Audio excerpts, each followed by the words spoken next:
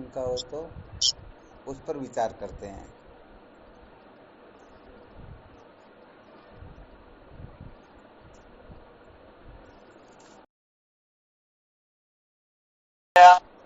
समसमुच्चय के बारे में और कर्म समुच्चय के बारे में, तो उस जगह पर तो ये 5वें श्लोक के अंतर्गत तो यही बताया है भाई इसी से ही कल्याण होगा और इसी से ही होगा, वो दोनों एक जगह ही पहुंचेगा। अच्छा, तो आपने बताया इसके बारे में भाई वो तो अंतःकरण की शुद्धि करेगा, और वो जो शुद्धि अंतःकरण के होने के बाद में ज्ञान प्राप्त होता, पहले होता नहीं है। हाँ ठीक है। तो ये ज्ञान और कर्म जो है स्वामी जी, परंतु यहाँ पर तो एक ही बताया गया है, तो बताने में ये गलती हुई है या इससे कोई समझने में गलती है हमारी? बताने में गलती कैसे हो सकती है? जब स्वयं भगवान नारायण बोलते तो नींद में थोड़ी बोलते क्या? नहीं उनके नहीं, बताने भगवान में तो नारायण ने 1% भी गलती नहीं होती, अपने समझने वालों की ही गलती होती है। जैसे किसी के ऊपर हिंदी में टीका अब किया गया उन्होंने है तो स्पष्ट बता दिया ना, एक तो जी। प्राप्त कर चुका है और दूसरा पहुंचेगा, तो इसे स्पष्ट ही सिद्ध हो रहा ना। यत सांख्ये प्राप्यते स्थानम तद्योगेरपि गम्यते, अर्थात सांख्य योगी जिस स्थान को प्राप्त करता है, कर्म योगी भी उसी स्थान पर पहुंचता है। ये नहीं कह रहे कि वो पहुंच गया है।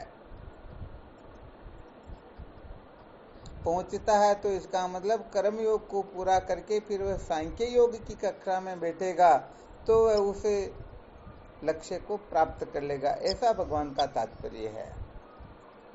और यदि ऐसा तात्पर्य नहीं होता तो जिस प्रकार से ज्ञान की महिमा पूरी भगवद गीता में अनेक स्थलों पर गाई गई है, उसी प्रकार कहीं पर भी कर्म की महिमा करनी चाहिए थी। यदि समान बलि होते तो उनकी प्रशंसा स्तुति करते या नहीं करते? बिल्कुल करते। और युक्ति के द्वारा विचार करके देखे तो भी कर्म और ज्ञान जो है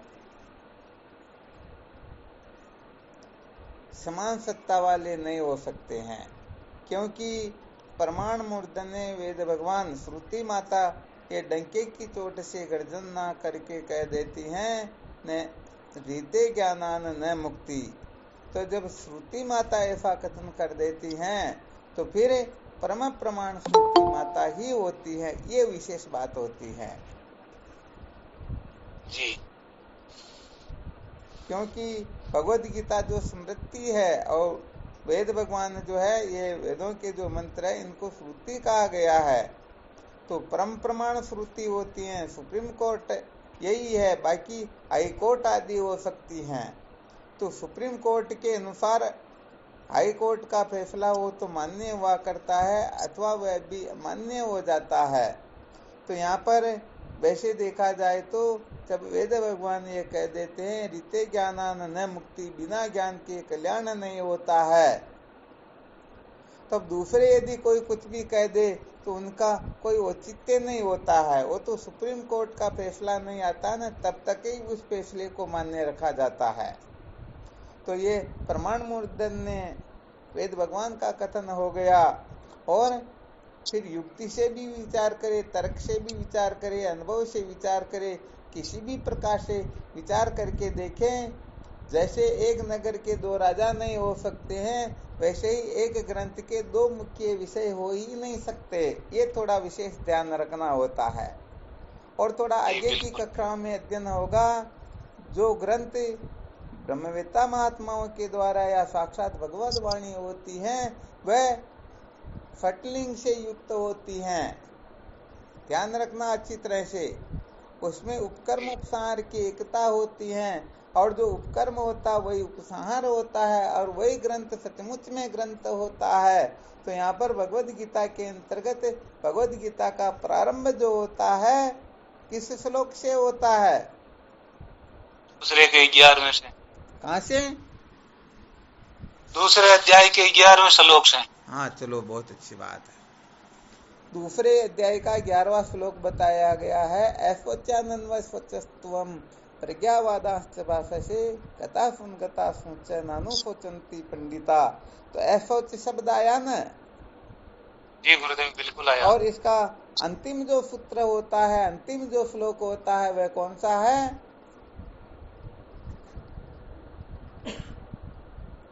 सर्वधर्मान् परित्यज्य मामेकं शरणं व्रज अहं त्वा सर्वपापेभ्यो मोक्षयिष्यामि मा शुचः।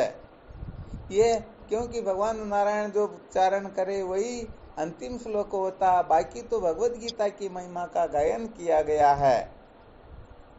तो 18वें अध्याय का 65वां श्लोक अंतिम हो गया न? जी गुरुदेव। और इसमें अंत में कौन सा शब्द आया? शुचः सर्वधर्मान् परित्यज्य मामेकं शरणं व्रज अहं त्वा सर्वपापेभ्यो मोक्षयिष्यामि मा शुचः। ये शुचः शब्द जो है शोक से ताल्लुक रखता है। दूसरे अध्याय के 11वें श्लोक में शोक से मुक्त होने के लिए कहा गया है और अंत में भी शोक से मुक्त होने के लिए कहा गया। तो विचार करके देखो, इसका उपकर्म और उपसंहार की एक रूपता हुई या नहीं हुई? हो गई गुरुदेव। इनकी एक रूपता हो गई। इसका मतलब यह है कि भगवत गीता जो है अवतीर्ण हुई है तो केवल और केवल मात्र ये शोक से मुक्त करने के लिए ही हुई है। शोक होता है ज्ञान से, अज्ञान की निवृत्ति होती है ज्ञान से। तो इस दृष्टि से देखा जाए तो भगवत गीता का प्रतिपाद्य विषय जो होता है वह केवल और केवल मात्र ज्ञान ही होता है। क्या होता है? ज्ञान ही होता है।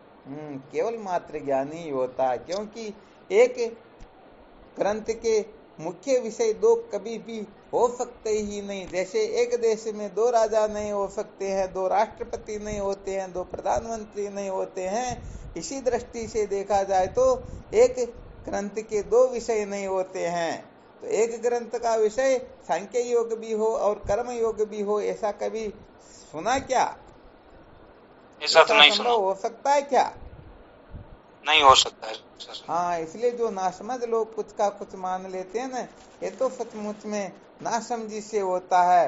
वास्तविकता कुछ और होती है।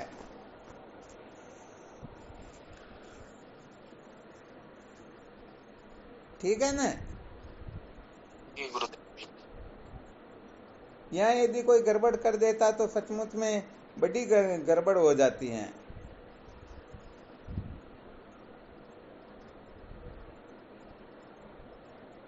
जो स्वामी जी ग्रंथ होता है वो आदि और अंत की जो एकता बताई जाती है ग्रंथ में, जिसमें आदि और अंत की एक रूपता होती है, समझना चाहिए। उसे ही ग्रंथ कहते हैं। बाकी सब ग्रंथ होते हैं, वो भटकाने वाले होते हैं। ये किसी भी ग्रंथ का मुख्य विषय क्या है इसके निर्णय करने का फॉर्मूला है। ये जो उपकर्म उपसंहार की जो एकता होती है, ये सचमुच में कोई ग्रंथ है या नहीं, ऐसे मनोरंजन की या उपन्यास की कोई पुस्तक तो नहीं है, इसके लिए निर्णय करने का ये फॉर्मूला होता है। ठीक है ना? जी गुरुदेव। अच्छा, इस दृष्टि से देखा जाए तो क्या भगवान कृष्ण को ये मान्य है? नहीं है मान्य। कि सांख्य योग से जो प्राप्त होता है कर्म योग से उसी साधन से प्राप्त कर लेते हैं। वह तो कह रहे पहुंचते हैं, तो पहुंचते इसका मतलब रास्ते में चल रहे हैं, पहुंचे थोड़ी भी क्या? अभी मूल श्लोक को लेकर के इनको लेकर के जब विचार करते हैं तो प्राप्यते और गम्यते का अर्थ होता है प्राप्त कर चुका, और एक गम्यते का मतलब वह पहुंचेगा, अभी वो रास्ते में चल रहा है। गम्यता मतलब चल रहा है। हाँ, तो यहाँ पर अरे भगवान कृष्ण और भगवान राम अलग थोड़ी ही क्या? नहीं है। हाँ, तो भगवान राम ने राम गीता में डंके की चोट से इस सम समुच्चय का खंडन करके बता दिया कि ये सम समुच्चय सिद्ध हो सकता ही नहीं। अर्थात जो ज्ञान के द्वारा प्राप्त होता है वह दृढ़ कर्म से कभी भी प्राप्त हो सकता ही नहीं। यदि कोई समझता है तो समझ लेना चाहिए बहुत बड़ी नासमझी होती है।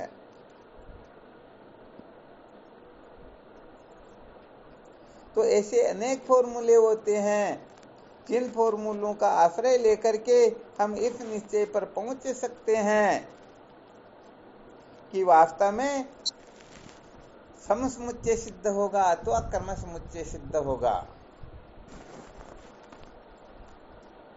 इसी रीति से तो कर्म समुच्चय सिद्ध होगा गुरुदेव। बिल्कुल कर्म समुच्चय ही तो सिद्ध होगा,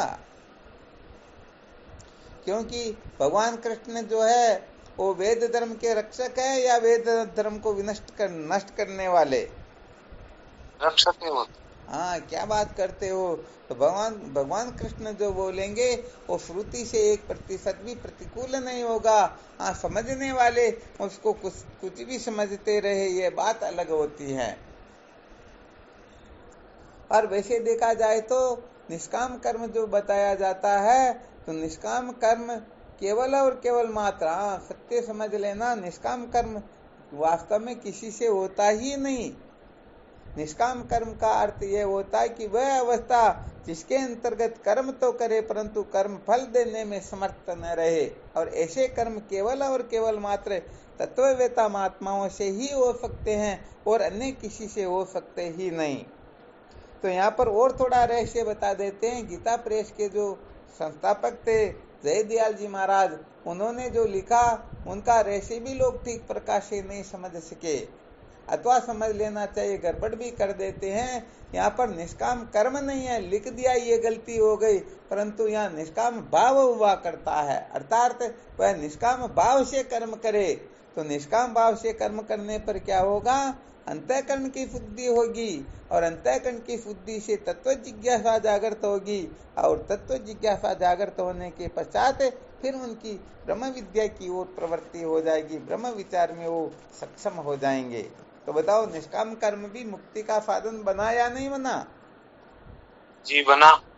बस बात यही कि निष्काम भाव से कर्म करना होता, अर्थात सबकी भलाई का ख्याल रखते हुए, ईश्वर की प्रसन्नता का ध्यान रखते हुए, भगवद अर्पण बुद्धि से जो कर्म किया जाता है वही निष्काम कर्म कहलाता है, ऐसा उनकी मान्यता थी। और उन्होंने ये जो साधारण जीव होते हैं उन पर कृपा करके ऐसा कथन कर दिया, परंतु सचमुच में कोई यहाँ कमर खोल करके बैठ जाए तो बहुत बड़ा गड़बड़ घोटाला हो जाता है। और कल आपको गंगा जी के 2 रास्ते उसको सिद्ध करके भी बता दिया। व्यवहारिक धरातल पर भी किसी मंजिल को प्राप्त करने के लिए 2 रास्ते हो सकते ही नहीं, एक ही रास्ता हो सकता है, सोपानों में भेद हो सकता है। और साथ ही फिर विचार करके देखें तो भगवत गीता जो है केवल और केवल मात्र शोक के निवर्त करने के लिए ही हुई है। किसकी निवृत्ति के लिए? शोक का नाश करने के लिए। तो बताओ, शोक का नाश कर्म से होता है अथवा ज्ञान से? ज्ञान से ही होता है। किससे होता है? ज्ञान से होता है। तत्र को मोह कह शोक है कत्व मनु पश्यत, ईशावासी उपनिषद में आया ना। जिनको एकत्व दर्शन हो गया उनके लिए फिर ये कहां पर शेष रहते हैं। तो विचार करके देखो, कर्म के द्वारा कभी भी शोक की निवृत्ति हो सकती है? नहीं हो सकती। हाँ, कर्म से तो दुख और ही बढ़ते हैं, क्योंकि भगवान वेदव्यास जी महाराज ऊंची भुजा उठा करके कहते हैं कर्मणा बद्धते जंतु विद्याचे मुच्यते। कर्मों से जीव बंधता है, ज्ञान से मुक्त हो जाता है। हाँ, इसमें कोई भी संशय हो तो देखते रहना है ना जी। और भगवद गीता की महिमा का जब वर्णन किया जाता है ना, महात्म्य जब बताया जाता है तो वहां पर साफ साफ लिख दिया जाता है, ओम पार्थाय प्रतिबोधिताम भगवता नारायणे स्वयं व्यासेन कृतिताम पुराणा मुनिनाम मध्य महाभारतम अद्वैतामर्तवर्षिणी भगवती अष्टादशाध्यायिनी ममत्वमनुसंधामी भगवद गीते भगवेशिनी। अर्थात यहाँ पर भगवद गीता को अद्वैत रूप अमृत की वर्षा करने वाली कहा गया है, न कि द्वैत रूप अमृत की वर्षा करने वाली। तो बताओ, भगवद गीता का प्रतिपाद्य विषय केवल और केवल मात्र तत्व ज्ञान ही हो सकता है अथवा कुछ और हो सकता है? तत्व ज्ञान ही हो सकता, केवल मात्र अद्वैत तत्व का साक्षात्कार अद्वैतम परमार्थतः ये जो ब्रह्मास्त्र है, इसी की सिद्धि के लिए समस्त ग्रंथों का प्रादुर्भाव हुआ है। समस्त संत महापुरुष भी इसी तत्व में प्रतिष्ठित करने के लिए अनेक प्रकार की युक्तियों का आश्रय लेकर के साधकों को बोध करवाते रहते हैं। परंतु कोई यदि कमर खोल करके, कमर कस करके बैठ जाए कि हम तो इस कर्म से ही वह स्थिति प्राप्त कर लेंगे, तो स्वप्न में भी होने वाली है ही नहीं। क्योंकि ये कर्म जो होता है ये प्रमाण विभाग नहीं होता है, ये तो निर्माण विभाग है। कर्म के द्वारा निर्माण किया जाता है, वस्तु को उत्पन्न किया जाता है। ज्ञान के द्वारा वस्तु प्रमाणित तो होती है, तो वस्तु तो पहले से ही सिद्ध है। ब्रह्म को कोई पैदा थोड़े करना, क्या नहीं करना है। हाँ बिल्कुल सही है। पैदा करेंगे तो वो भी भिखारी हो जाएगा। हाँ बिल्कुल सही है।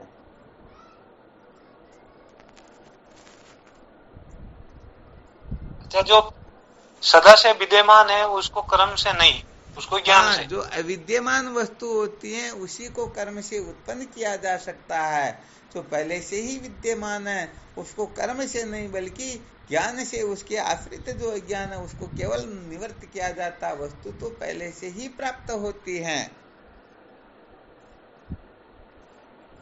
केवल भ्रांति की निवृत्ति होती है इसकी। हाँ, केवल मात्र भ्रांति की निवृत्ति होती है।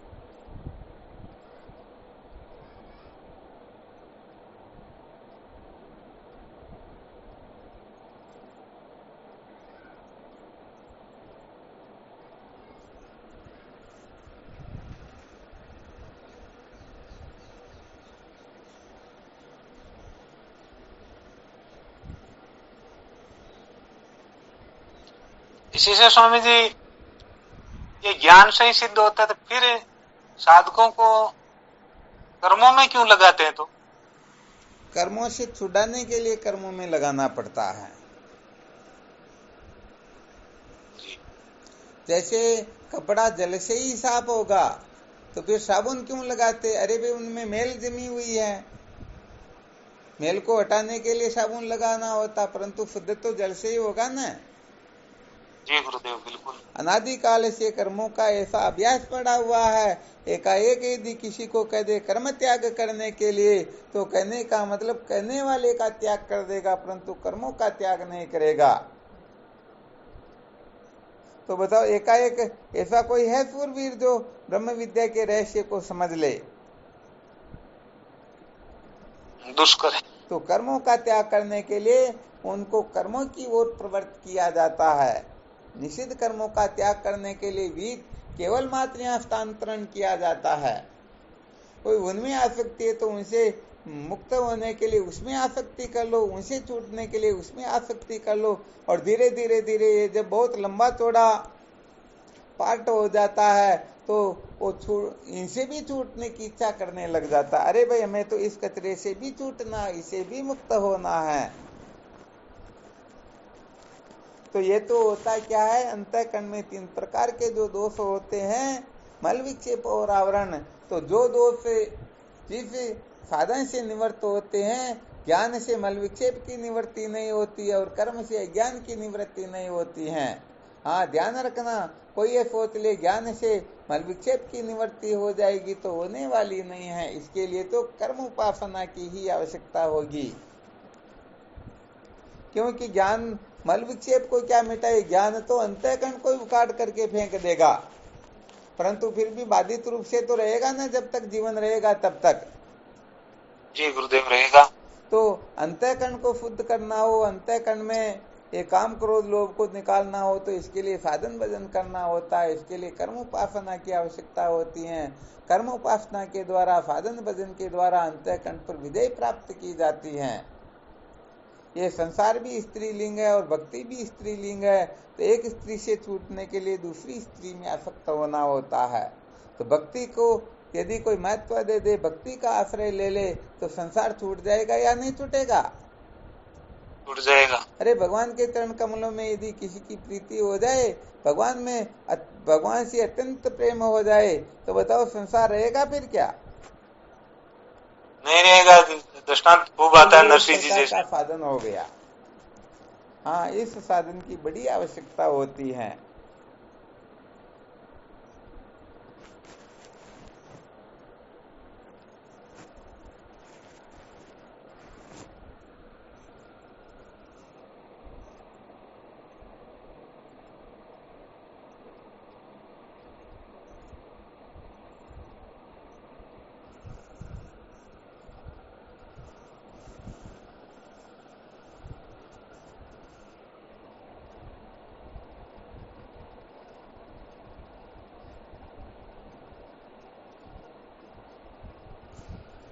और कोई संशय हो तो देखो, इसी के अंतर्गत है।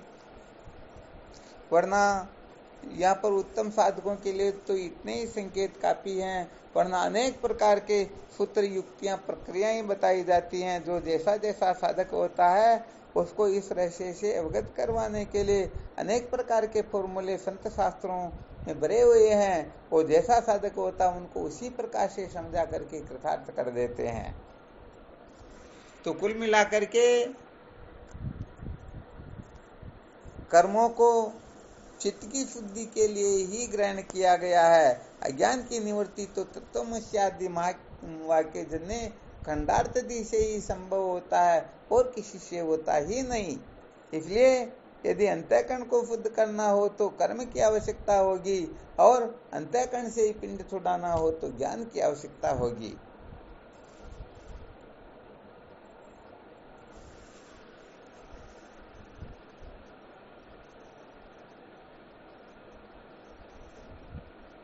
और कुछ?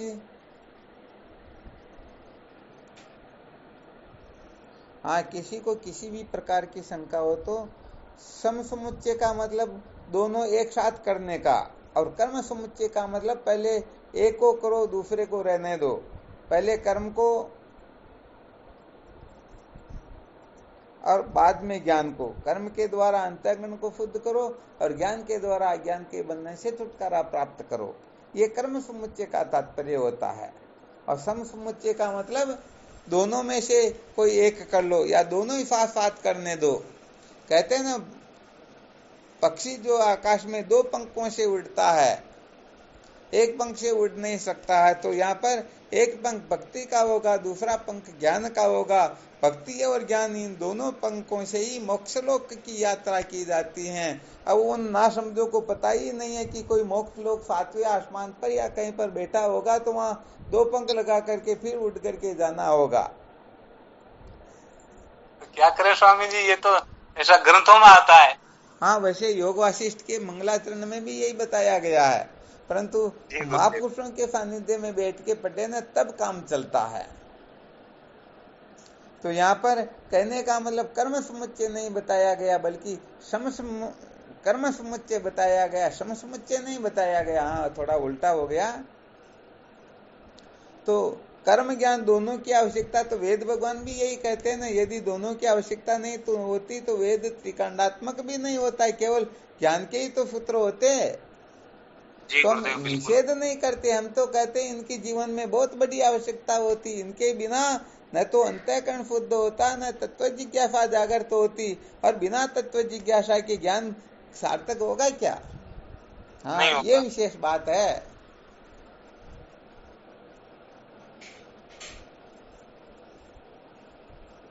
तो बस कर्म क्रम से अपने को आगे बढ़ना है। तत्व जिज्ञासा जागृत नहीं हुई तो कर्मों की आवश्यकता है, जागृत हो गई तो ज्ञान की आवश्यकता है। सचमुच में तत्व जिज्ञासा जागृत हो जाए तो कर्मों का साधन सहित त्याग कर देना चाहिए, पीछे देखना भी नहीं चाहिए। और यदि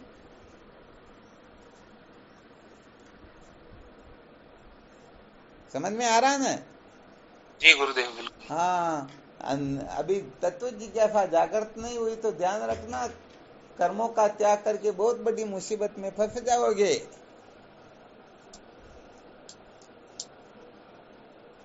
ऐसा समझ लेना चाहिए, जब तक गुरुदेव पूर्ण रूप से अपना न ले तब तक कर्मों का त्याग नहीं करना चाहिए। और गुरुदेव अपना ले तो उसके पश्चात इनकी परवाह भी नहीं करनी चाहिए, क्योंकि वास्तव में होता क्या कि ये तो अपना ही पुण्य होता है। जब पुण्य जागृत होता तभी ऐसी घटनाएं घटित होती हैं, और जब पुण्य नष्ट हो जाता है तो फिर कोई किसी की परवाह नहीं करता। ये बड़ा विलक्षण होता है संसार।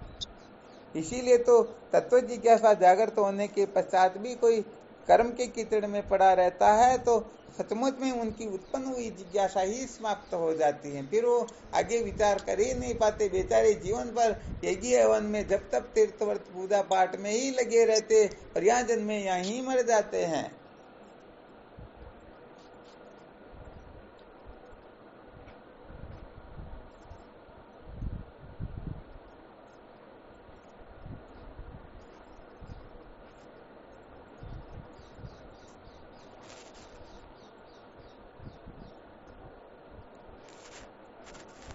तो भाई ये तो समझदारी की आवश्यकता होती है। जो होशियार होता है ना वो बाजी जीत जाता। ऐसे अपने अक्ल होशियारी से संसार में विचरण करते हैं वो तो ऐसे ही रह जाते हैं, और जो समझदारी से जीवन जीते हैं वो निश्चित रूप से सत्य का साक्षात्कार करके कृतार्थ हो जाते हैं।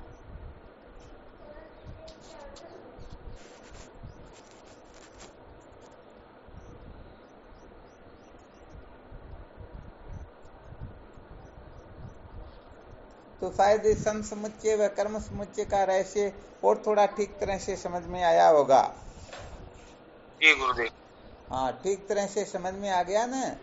तो सच्ची बात यह कि सबसे पहले अच्छी तरह से देख लेना चाहिए, क्योंकि यमराज नचिकेता को जो कहते हैं ना वीरितो दुष्कृता ना शांतो ना समाहित ना शांत मानसो वापि प्रज्ञाने न मापनोयात, अर्थात जो पाप कर्मों से विरक्त नहीं हुआ है, जो इंद्रियों की चंचलता से अशांत है, जिसका मन शांत नहीं है, जो समाहित नहीं है, वह केवल और केवल मात्र प्रज्ञा के बल पर आत्म तत्व को प्राप्त नहीं कर सकता है।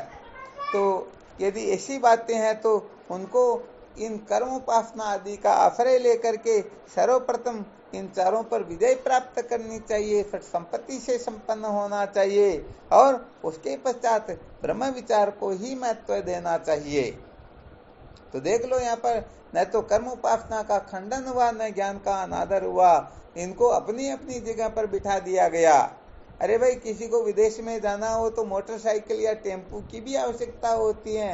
यदि टेम्पू नहीं होगा तो आप वो क्या बोलते, फ्लाइट का जो स्टेशन होता है ना, एयरपोर्ट पर पहुंचेंगे क्या? नहीं पहुंचेंगे। हाँ, तो एयरपोर्ट फ्लाइट में बैठने के लिए एयरपोर्ट में भी तो जाना आवश्यक है। तो यदि समय पर नहीं गए, 1 घंटे पहले नहीं पहुंचे, तो फिर उसके लिए आ गया समझ में? जी गुरुदेव, बिल्कुल। तो बस बात यही है कि हमें किसी का अनादर नहीं करना है, परंतु इनको अपनी अपनी जगह पर व्यवस्थित अवश्य कर देना है। आवश्यकता सबकी है, परंतु अपनी अपनी जगह पर। सचमुच में सत्य कहे तो न किसी को ग्रहण करना होता है न त्याग करना होता है, परंतु ग्रहण करना आवश्यक हो तो ग्रहण करो और त्याग करना आवश्यक हो तो त्याग करो। हम ग्रहण के समय त्याग करते और त्याग के समय ग्रहण करते, ये गड़बड़ घोटाला हो जाता है।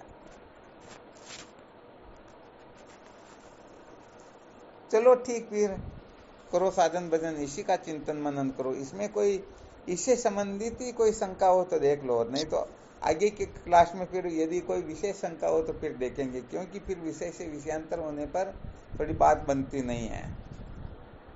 कर्म समुच्चय सम समुच्चय से संबंधित कोई भी विषय क्यों न हो।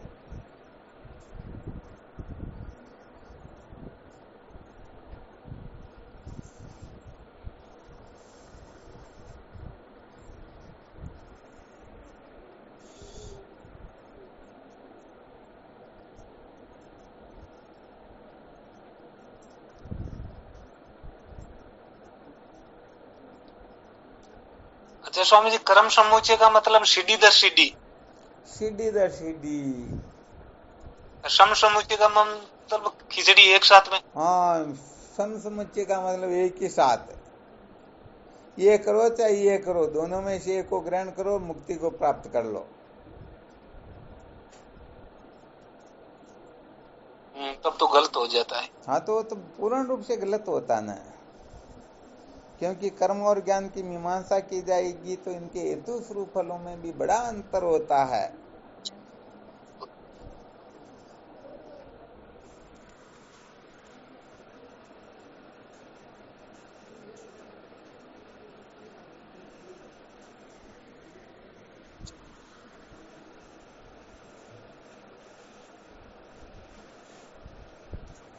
चलो ठीक, फिर करो साधन भजन, है ना। शिवोहम। प्रणाम आपके श्री चरणों में बारंबार। शिवोहम। भगवान। हाँ, शिवोहम।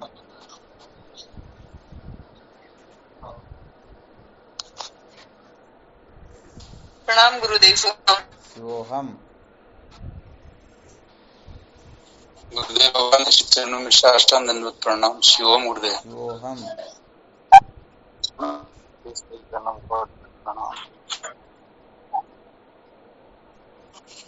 प्रणाम गुरुदेव। शिवोहम। हाँ, शिवोहम।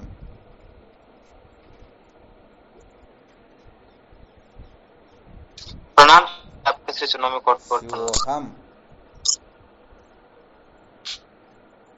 प्रणाम स्वामी जी। शिवोहम। हाँ, शिवोहम।